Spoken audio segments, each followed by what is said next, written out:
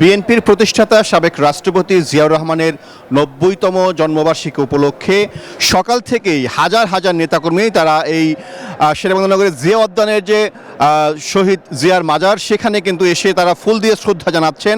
বিএনপির স্থায়ী কমিটির সদস্য সালাউদ্দিন আহমেদ, ডক্টর আব্দুল মঈন খান, গয়েশ্বরচন্দ্র রায় সহ সিনিয়র নেতারা ইতিমধ্যেই কিন্তু এই জিয়া উদ্যানে এসে তারা সমবেত হয়েছেন। অল্পক্ষণের মধ্যেই বিএনপি মহাসচিব মির্জা ফখরুল ইসলাম আলমগীর এখানে আসবেন। আসার পর বিএনপির পক্ষ থেকে আনুষ্ঠানিকভাবে এখানে শহীদ জিয়ার সমাধিতে শ্রদ্ধা জানানো হবে।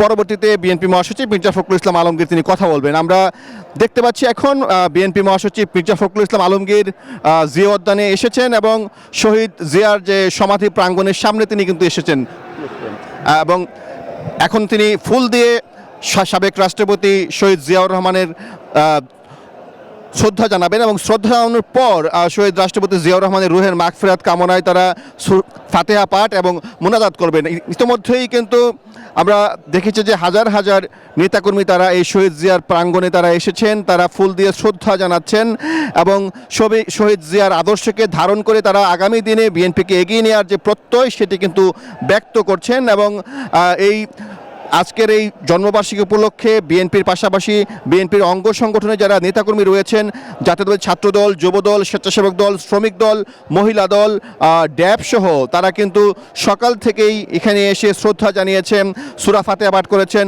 মোনাজাত করেছেন এবং বিএনপি নেতাকর্মীরা তারা বলছেন যে অল্প সময়েই শহীদ রাষ্ট্রপতি জিয়াউর রহমান তার যে আদর্শ, তার যে কর্ম, তার মাধ্যমে বিএনপিকে এগিয়ে নিয়ে গিয়েছিল। আগামী দিনেও বিএনপি তার যে আদর্শ, শহীদ জিয়ার যে আদর্শ সেটিকে ধারণ করে এগিয়ে যাবে এবং বাংলাদেশের যে কোনো সংকট সম্ভাবনায় বিএনপি নেতৃত্বে দিয়ে বাংলাদেশকে এগিয়ে নেবে সেটি কিন্তু বলছেন বিএনপি নেতাকর্মীরা। আমাদের আরেকজন সহকর্মী আল মোহাইমিন খান রয়েছেন জিয়া উদ্যানের সামনেই, আমরা সরাসরি যুক্ত হচ্ছি আল মোহাইমিন খানের সঙ্গে।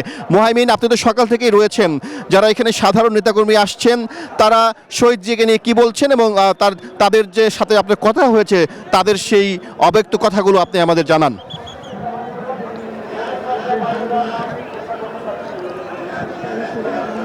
সাইফুল, ধন্যবাদ আপনাকে। আপনি আসলে বলছিলেন যে জিয়া উদ্যানে জিয়ার মাজারের ভেতরে কি হচ্ছিল, কিন্তু আজকে বাইরের দৃশ্যটাও কিন্তু খুবই দেখার মতো, কারণ আমরা সকাল থেকে দেখেছি যে ভোরে কিন্তু দলে দলে মানুষ আসতে শুরু করেছে এই জিয়া উদ্যানে এবং সবার লক্ষ্য একটি, যে শহীদ রাষ্ট্রপতি জিয়াউর রহমানের কবরে শ্রদ্ধা জানানো।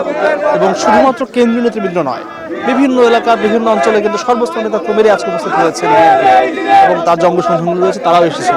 কিছুক্ষণ আগে আমরা দেখেছি ছাত্রদল, যুবদল থেকে শুরু করে এমনকি বিএনপির কেন্দ্রীয় কমিটি যারা নেতারা রয়েছে তারাও কিন্তু প্রবেশ করেছেন এই জিয়া উদ্যানে এবং সবাই কিন্তু আজকে এসেছেন শহীদ রাষ্ট্রপতি জিয়াউর রহমানের কবরে শ্রদ্ধা জানাতে। তবে একটি বড় বিষয় হচ্ছে, আমাদের সাথে কথা হয়েছিল ৭৯ বছর বয়সী একজন বৃদ্ধর সাথে, যার নাম হচ্ছে শমশের মুবিন।